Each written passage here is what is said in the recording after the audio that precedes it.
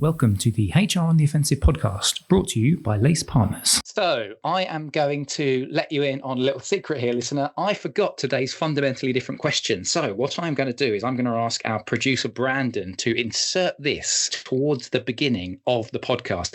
The fundamentally different question was about a woman who delivered a baby in a moving vehicle at 60 miles per hour, which is quite a skill. So I'm going to ask Pav and Neil, and we'll start with Neil first as he's our guest. Neil, if you could have some sort of skill that you could deliver at 60 miles an hour, or you could have maybe as a passenger rather than the driver in this particular example, what would it be? So thinking about this, and I'm the parent of two teenage children, and so the chance of getting a decent conversation out of either of them on the offset is more limited than it once was. But we have our best chats in the car, and I think there's a thing here about creating space for human connection. So the skill I'd really like to have is to be able to teleport someone willingly on their part into the car so we can have a chat in the car while we're going where we're going, because I think that we lack so much human connection now. It's a nice opportunity, and it's always nice going on a road trip together, isn't it? Yeah, I mean, Pav, beat that. That's a pretty impressive one, isn't it? Go on. I would steal that one. So I think that's one thing. I'm going to go really boring because Neil can have the floor with actually his great idea. I am very, very car sick, have been since I was a child. So I just can't travel and look at anything else. So I would love to be able to read, especially on those long car journeys, but I just can't look. I can't even look at signs. Oh, snap, Pav, snap. I'd love to be able to do that as well. I cannot read in a car. Yeah, no, I will steal both of those because I can't think of one this week. But we're going to insert this into the beginning of the show before we even hit the music. So I guess it's over to myself to hit the music, and then let's get cracking with today's podcast.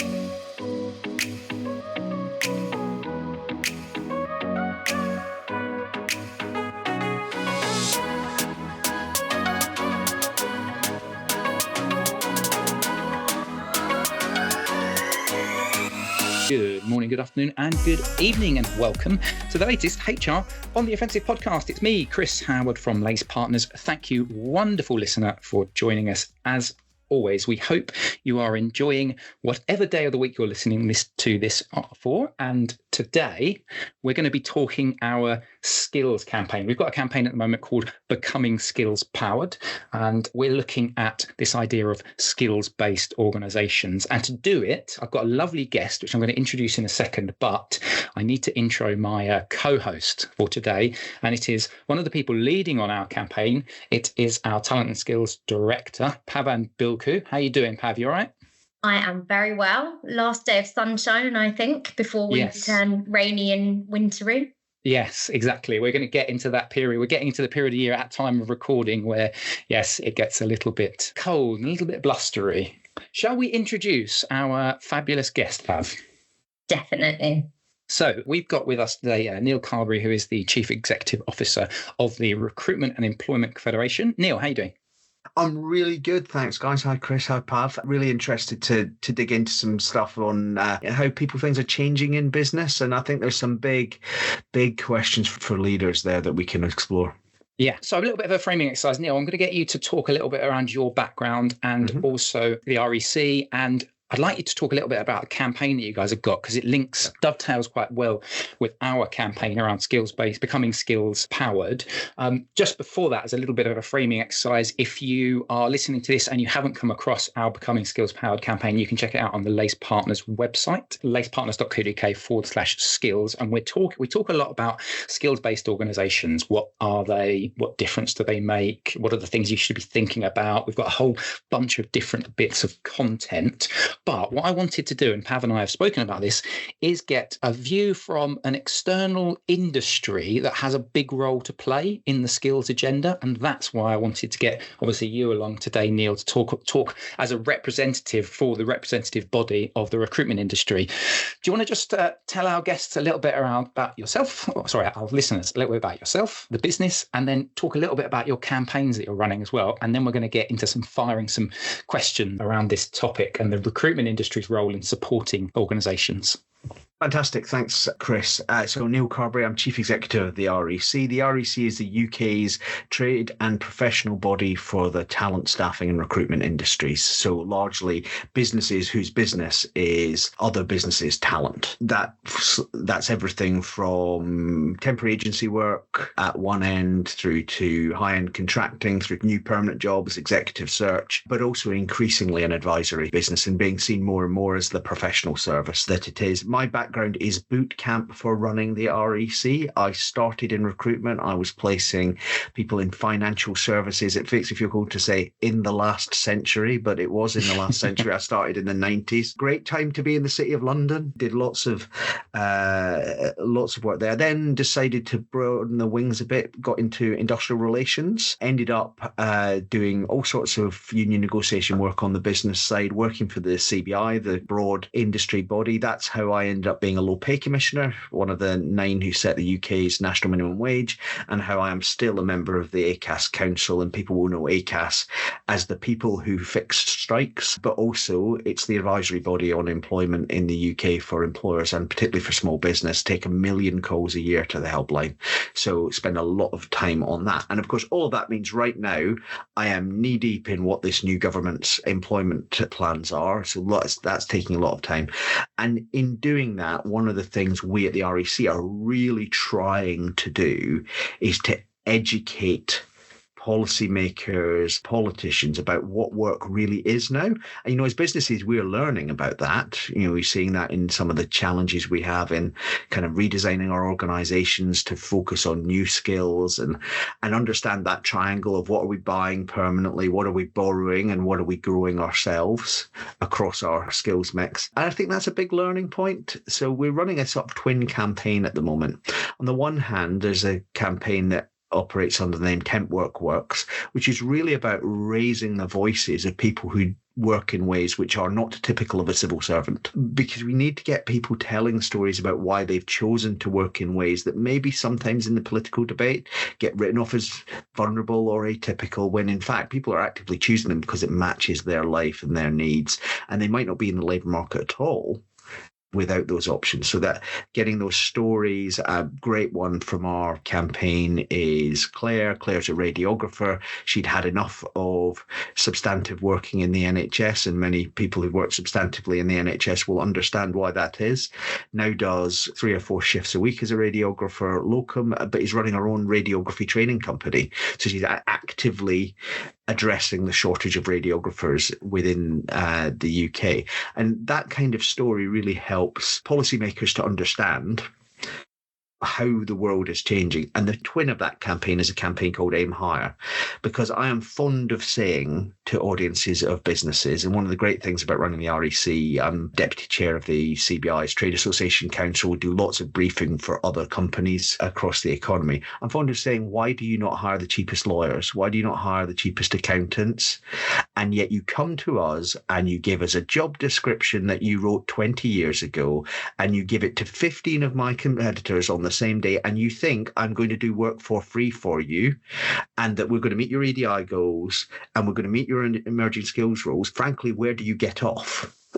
So there's a piece here about us as an industry saying you are doing your own businesses down by not thinking through your labour supply chain with the same precision as you think about your component supply chain, and you think about your marketing, and you think about your customer relations. So it's a big change. I think it's just starting to happen in British business, driven by a much tighter labour market than we've seen before, of beginning to think more strategically about labour resourcing. That's a huge opportunity for companies to get it right, and for companies in our sector to step up into a more advisory, a longer term relationship. And I love that. That's music to my ears. It's almost exactly the conversation that we're having with our clients around getting the best out of employees that they have currently in their organisations, being respectful of the skills and experience they're bringing to the table, regardless of their last job title. So I completely resonate with the campaigns that you just talked about. Bit of a cheeky question from me, but what do you think the future skills are of a recruiter? So I think the classic thing that we talk about this is, does technology take away what we do. And you know what? Back when I was in the city in 1999, we were having that discussion about jobs boards. Monster was launched when I was a consultant, and everyone's going, oh, and I went, well, it's just a place for me to advertise jobs. And there is a real thing here about, technology is not going to take away recruiters' jobs. Recruiters who can use technology well will take away the jobs from those that don't. And thinking about how we get more of recruiters' time away from processes that can be automated and into discussions with human beings. So that's where there's a real opportunity to really focus in on the nature of what we do, which fundamentally is selling imperfect jobs to imperfect people and imperfect people to imperfect jobs. So that act of kind of bringing the cogwheels together to find the opportunity and the answer that works for both the client and the candidate. So for recruiters, that actually in some ways where we are on tech, but also the return to what I'd call a more normal labour market, right? Money costs money again now. So firms aren't just flinging jelly at the wall to see what sticks. We need a new style of leadership now because of the amount of change that's going on, but also we've got a tighter labour market. This feels more like maybe the period of the last 15, 20, 25 years feels like the aberration. And we're back in something where leaders are needing to think more strategically. All of that speaks to really good quality talent advisory mattering and thinking through the management structures. I was with a member last night at dinner, and he said something which has struck me, which is we've spent the last 25 years thinning out middle management. And actually now we need to skill up and reward middle management because they're the ones who are going to have the skills vision of what they need. Because beneath middle management, we're going to use a much wider range of labour inputs going forward than we've used up to now. That old hierarchical idea of spans of control and, someone leaves and you replace them with someone who does roughly the same job, that is gone.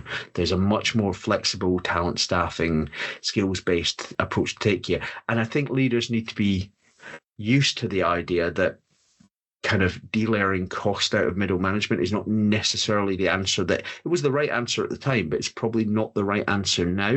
You need to get much more about how are we designing production and how are we creating value in our businesses. And I think this mindset shift for leaders to think about their talent in a different way is definitely a big one. We hear it all the time. And why do you think looking at skill sets is really important for organizations now? You've talked about middle managers, but why do you think being skills driven is so important?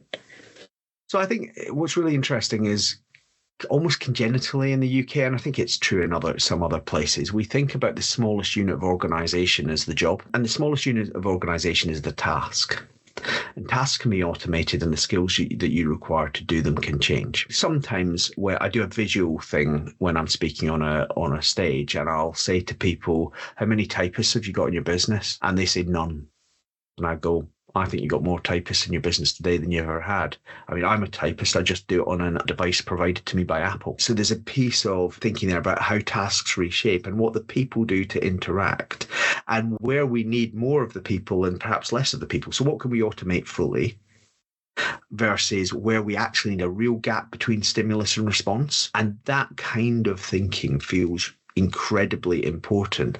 And as you do that kind of thinking, you begin to think about, well, what skills does that task need and that task need? And then you go back and you agglomerate those tasks into jobs based on your new skill understanding. That is highly complex and it requires a real structure that I think few companies have yet mastered, but it feels like a difference maker. I've got a question here which kind of links to that, and it sort of touches on the question that Pav asked around the future skills of the recruiter, which is obviously you are representing recruitment businesses and you talk to your members all of the time.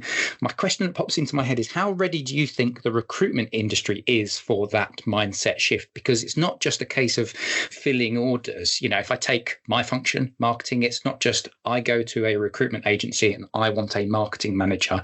It's then having that consultative approach, which is, why don't we just rewrite the rule book here and you tell me the things, the tasks that you need me to find somebody to be able to do. How, and I don't know whether this is me being a little bit provocative, how ready is the recruitment industry and the members that you speak of to flip that mindset into that kind of skills agenda approach? We're going to do things differently. I'm not going to take on 50 jobs that I'm going to fill for your business. I'm going to take on X amount of skill, and I'm going to put the bodies into your business that can deliver on those tasks. It's more ready now than it was a couple of years ago, but there's a lot to do. And I think perhaps some of the market picture that we've seen over the last couple of years is a driver of that. Essentially, you go back to 2020, whiteboards empty across the industry, people kind of put the business into hibernation. Actually, it recovers quite quickly. And then you go through 21, 22, possibly the biggest years for UK recruitment ever, just businesses grasping for resources, perhaps doing a bit of overhiring, which is now unwound. So you get into sort of early 23, maybe late 22, and businesses start to slow down. And we've seen now a kind of 2-year slowdown in perm hiring. Now, coming off the top of Mount Everest. So, there's a long way to come down, but being at 24 in particular has been a tough year for the industry. Think about that in the workforce sense from our point of view. A lot of the people who came into the industry 19, 20, 21, 22, really good at filling orders. Now, so much training and investment going into, well, how do you go and build relationships? So we've gone from the world where if some of the newer people were operating at 100 in 2022, and maybe some experienced consultants were operating at 95, in the 24 market, the experienced consultants are still operating at 95, but the newbies are maybe down about 20. There's a real piece here about all those skills you built. We're running some sessions for members at the moment on how you build those business development skills. And it is that phone call that says, hey, Chris, I've been thinking about this, and I think you've got this problem. Is that right? I think I've got some thoughts that might, could we grab a coffee? And understanding that in a professional services sale, the sale happens after the 5th contact. And usually it happens because you think, give Neil a call because this thing's come up now and we've been chatting about this. And actually, this sounds like something he could help with. So more often than not, the sale comes from you to me, not the other way around. So that whole suite of skill set about how you build and hold long-term relationships. Yeah, we've got a lot of building to do, but I see more and more of the innovative startups in our industry leading with standards, leading with relationships, and I think that's telling about where they're going. And of course they're doing that at least partially because going the other way, engaging the race to the bottom. Well, the trouble with the race to the bottom is you win it and then you're at the bottom and you're doing a lot of effort for very little margin and probably not doing a good job for either your client or your candidates. I want to pick up on your point that you made around that coaching of hiring managers, saying, have you thought differently about this? I wanted to ask you about becoming skills-based and the opportunity to get different types of workers either back into the workforce because they're veterans or they've been taken out of the workforce for family reasons, etc. So bringing back diverse ranges of skills by thinking differently. Are you seeing more of that? Yeah. Obviously, the government's talking more about it, so it'd be great if you could say something more about what you're seeing about bringing those types of people back into the labour force. If you look at the picture of our labour market right now, actually it's up a little bit, but it's near historic lows. There's relatively little more cut in unemployment to come before you start eating into people who are just changing jobs in the normal course of things in terms of the short term. The employment rate, though, is still below its pre-pandemic norm, and that is driven by inactivity. And inactivity comes in multiple forms. Either people are inactive and they want to be inactive, so parents are choosing to take time out of the labour force, or they are people 55, 60 plus who after the pandemic thought that'll do for me. I've got enough of a pot. So people that might be able to come back in, but you actually have to have quite an attractive offer. Or the people who are sick. And there's a whole piece there about NHS waiting lists, which we won't go into here. But some of those people can work too if with the right offer. And then there are people who are discouraged. And what we've seen at the REC, we run a pilot, no, it's not a pilot, we run a delivery of the Restart scheme in London and London and Yorkshire in partnership with Maximus. And over the last few years, placed about 3,000 people. out of long-term unemployment into employment. And the story there is always that they have a blocker that standard forms of engagement will not pick up. You know, my classic example is the guy who has one child, single dad, has one child in a special school on one side of the city. The other child goes to school near their home on the other side of the city. By the time he's dropped them both off to school and he has to go and pick them up, the slot for work that's available is quite small. There's another slot later. You have to have an active discussion with company to do that. And it requires a bit of intermediation by the recruiter to say, no, we talked to this guy. We think you want him. You just need the give from him is that he's ready to do it. The give from you is give him a bit of flexibility. And so there's a big role for the industry in building that trust. But yeah, it comes down to hiring managers being open-minded. And I think there's a big challenge there in terms of internal structures inside client businesses in how talent acquisition is often slightly insulated from HR. And they both struggle to influence hiring managers. So there's a whole piece there about how we build a talent building culture inside clients that then can make the best of what recruitment agencies need to change to do. And we're seeing more and more of this, like integrated talent type teams within HR or people functions that do both internal mobility, hiring, moving people around the organisation to suit where the work needs to flow to, and very much integrated with talent acquisition externally, working with recruitment agencies and such like, so that you are thinking about talent more holistically. So glad that you're seeing some of that too. Just picking up on the point around new government, lots of positivity, lots of talk about skills. What are you hearing in the recruitment industry? Let's put the marker down first, right? I don't know why we have to wait until the 30th of October for a budget, and they've created this kind of the big dates. Yeah, so in October we're getting the employment bill, we're getting the industrial strategy, we're getting the budget 4 months after the election. They've created this space where things have just drifted a little bit. So if you look at our data, there's sort of a sense that businesses have projects ready to go, but they're sort of waiting, what's the policy mix going to be? And businesses can invest against certainty. It doesn't actually matter that much. Well, it does matter, but it doesn't matter to the decision making, whether it's good, bad, or indifferent certainty. They can invest once they know what the picture is. So I think getting through that will help. I think that a lot of the doom and gloom on the fiscal position has had more of an impact in the country than I think they appreciated. I was talking to my colleague from the hospitality industry recently, and she was saying they could see the Prime Minister's speech at the end of August in the tills. People went out, but they spent 40 quid or 45 quid, not 50 quid, which feels like nothing to you or me as the customer, but feels like a 10 to 20% cut in business performance for the business. So there's a whole piece there about really looking for a positive narrative. I think on the specifics of employment, there's been a ton of engagement. I think we and other business bodies have probably had more time with ministers on this stuff in the last 3 months than we've had in the last couple of years before that. So there's definitely a discussion going on the employment rights stuff to try and get that right. And the plane's in a storm, but I think it's landable on that. On the skills side specifically, I'm still a bit worried. I'm a bit worried about what Skills England is really and whether it's properly engaged. The pressure that we've been putting on in the industrial strategy is there's clearly a lateral that runs across the industrial strategy that's about people. And I've been really focused on trying to get them not to make it just skills. It actually has to be workforce and productivity.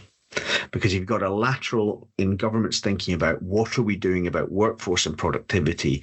You're drawing that skills discussion into an economic discussion and away from a discussion where you deal with skills as though it's an extension of the school system. Because that's the real challenge. Skills at the moment sits over at the Department for Education for England, and it's dealt with by the DfE very much in the way that they deal with schools. So, we'll fund some public services in businesses, you'll be a consumer of those, rather than the much bigger question of how are we managing, how are we skill building in companies, and what are the partnerships we need to build between skill providers and companies. And the best stuff that's happening in England is happening where there are mayors. It's happening in Birmingham, it's happening in Manchester, where we're much more locked in on really good discussions on the ground in key sectors.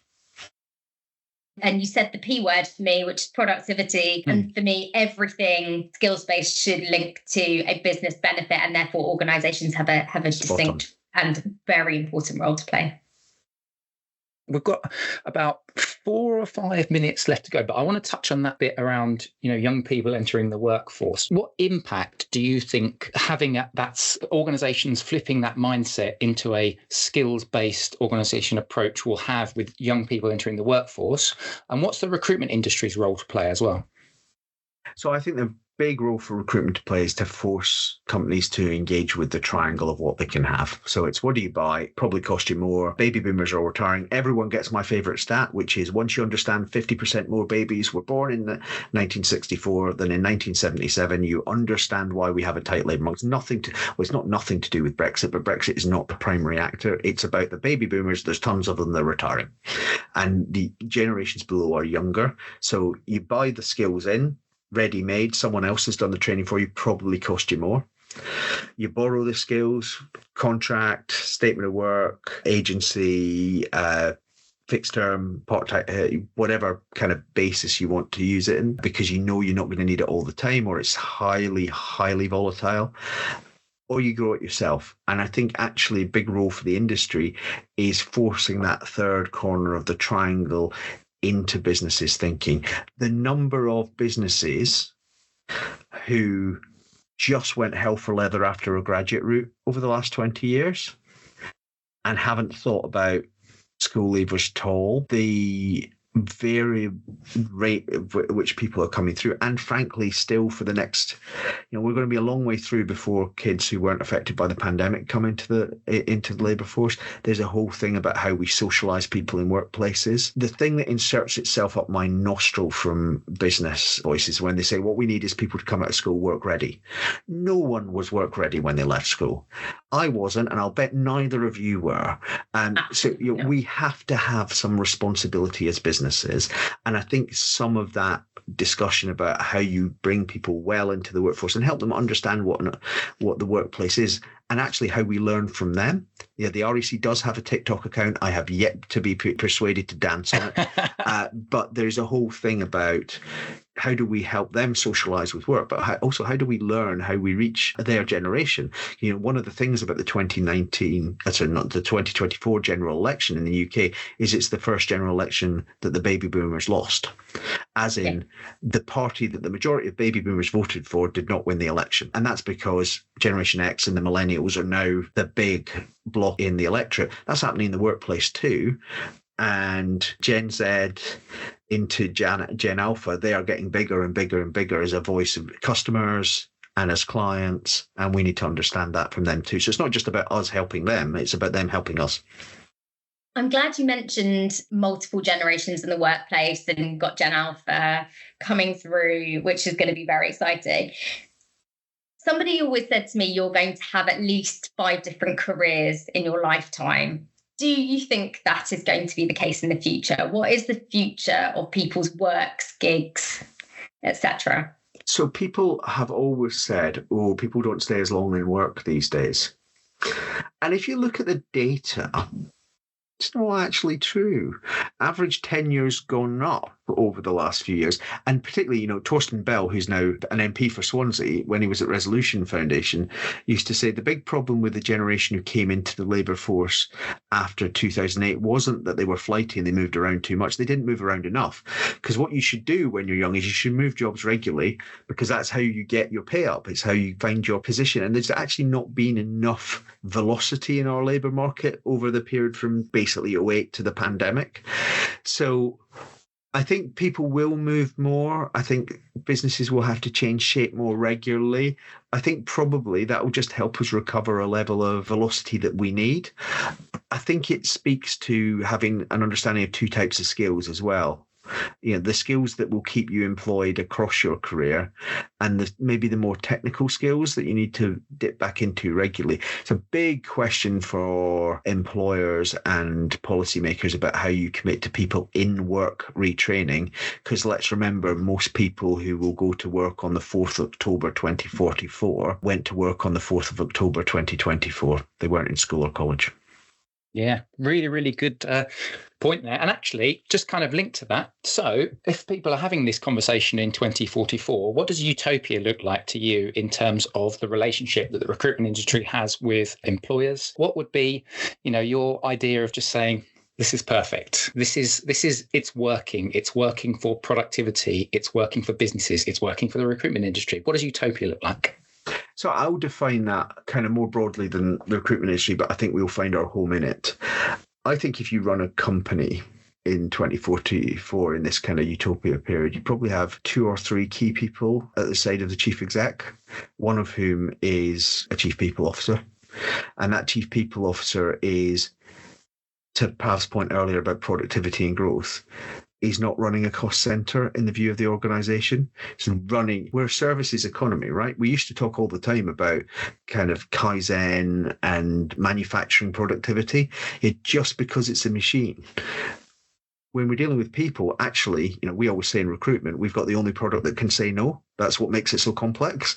So there's a little bit of kind of understanding that because we're dealing with people, it's actually more complex and more important. And if we get to that view, and I think that involves a whole slew of things, including rewriting our MBA curriculum to make it less about being a finance director and more about running a business. If we get to that space, then I think recruitment will be challenged by clients to be genuine talent partners, to help with redesigning things, to help with the decision of what do we automate and what do we need a person for? How quickly do we move people around in the business? What are our skills pathways in? What can you help us with, Mr. or Mr. Recruiter, versus who are you advising us to go and talk to on something like early stage careers? That world, I think, is a better, more specialist, more professional service recognised world for recruiters. More importantly, it's a growing economy that's creating prosperity. And a growing economy, as we know, is the only way to fund public services and cut taxes without doing damage to one or the other. Yeah. Oh my God, get me there. Yeah, well, we've been trying for a long time, but I think there's this thing about how we build a more long-term approach in our economic thinking in Britain is our inveterate challenge. We benefit from having some great strengths in terms of the quality of our economy, our infrastructure, our inherited infrastructure, and all of that. And if we could harness them a bit better, who knows where we could be. Yeah. And what a wonderful way in which to end today's podcast. Neil, it's been absolutely amazing getting your perspective on the skill-based organizations, the future role of not just your industry, but actually just business as well. So thank you very much for joining us today. Absolute pleasure, Chris. And Pav, partner in crime, co-host, thank you very much as always. Thank you. If you want to get access to our campaign, as I mentioned right at the beginning of the show, it's lacepartners.co.uk/skills. And you can see all of our different pieces of content. There are blogs, there are some videos, we've got podcasts on there, got a couple of live streams on there as well. Neil, where can people find, do you want to just reiterate the campaigns that you've got running as well, and where they can find out a little bit more, connect with you, but then also about the campaigns? Well, I mean, I obviously am on my industry's own personal social networking site, LinkedIn, so people can reach out to me there. They can follow the REC there. The REC is at rec.uk.com, and all the details on both the Aim Higher campaign aimed at companies buying better and the Temp Works campaign aimed at explaining the social value of working in different ways to policymakers. That's all on the website. Lovely. From myself, from Neil, and from Pav, thank you very much for listening in. And hopefully we'll catch you next time on the HR on the Offensive podcast. Bye-bye.